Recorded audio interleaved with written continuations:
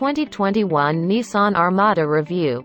Back to sea after a stint in dry dock. After numerous updates, the Armada still feels like near luxury brawn. The 2021 Nissan Armada full-size SUV got a bit of a makeover for the new model year, with a nip and a tuck in the front and the rear, a big, new infotainment screen and other techl, a reshuffled trim lineup and new standard features.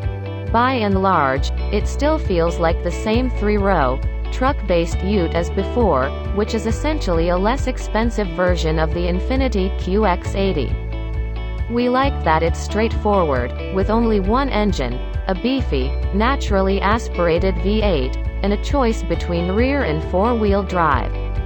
On the flip side, there's less of a chance to customize it through options and packages compared to its rivals like the Toyota Sequoia, Ford Expedition and the newly updated Chevrolet Tahoe. Those last two competitors are especially compelling, being more modern, spacious and efficient.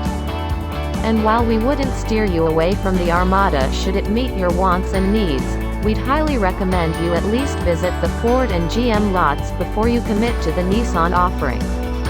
The Nissan Armada got a mid-cycle refresh for the 2021 model year.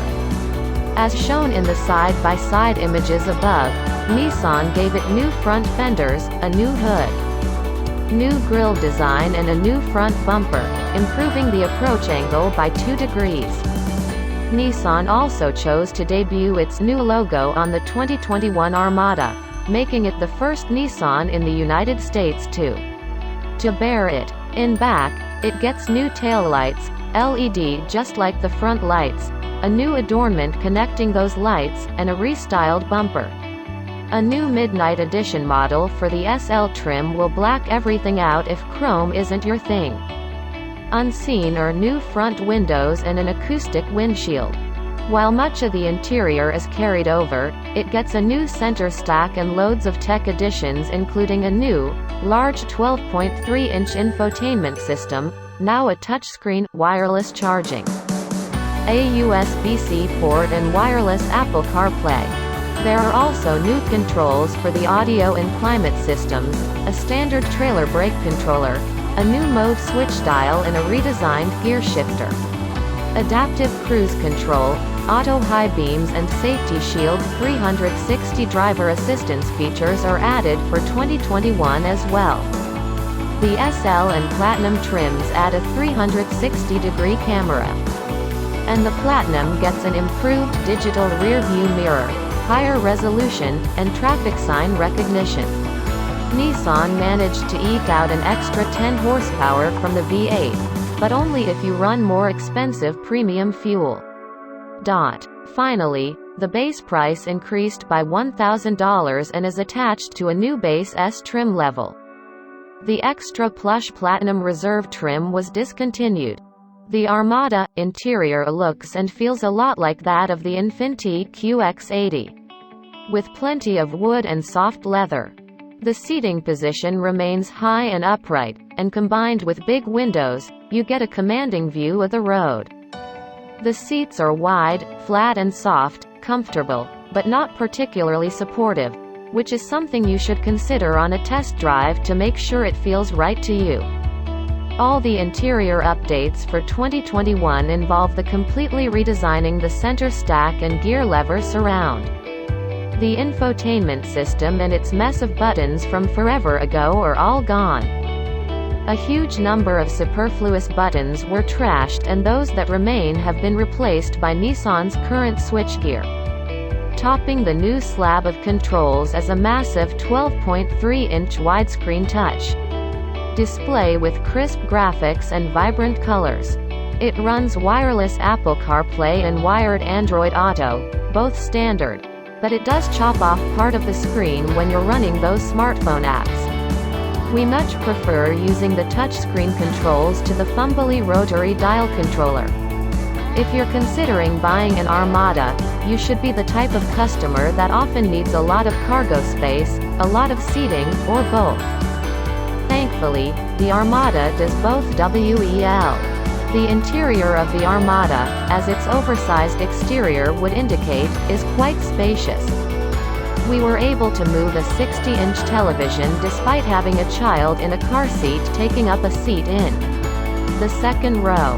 The high load floor is a bit of a pain when loading in bags of groceries, but better for unloading heavier cargo without having to stoop. The power folding third row helps, too. First and second row seating is comfortable even for larger passengers, but the third row should be reserved for children or adults with a smaller frame. In terms of its competition, it's basically mid-pack. The Ford Expedition has more legroom in all three rows, especially in the third row where full-size adults fit comfortably with room to spare. The Sequoia isn't quite as big as that, but does exceed the Armada. The Chevy Tahoe and its GMC Yukon sibling now have more second and third row legroom than the Armada. And unlike the Armada, GM offers the longer Suburban and Yukon XL, which offer even more space. As for cargo volume, the Armada has quite a bit. While the 16.5 cubic feet behind the third row is less than what you'd see in large crossovers like the Kia Telluride, the 95.4 cubic feet maximum is quite accommodating if you don't need to put more than one other person in the car.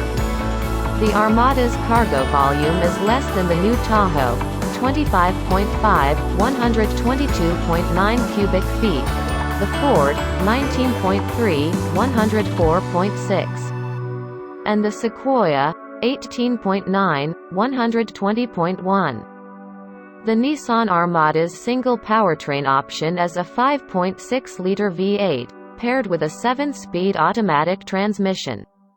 With 390 horsepower, or 400 when using premium gasoline, it outguns the base engines of the Chevy Tahoe, 355 horsepower, Ford Expedition, 375 horsepower, and Toyota Sequoia, 381 horsepower.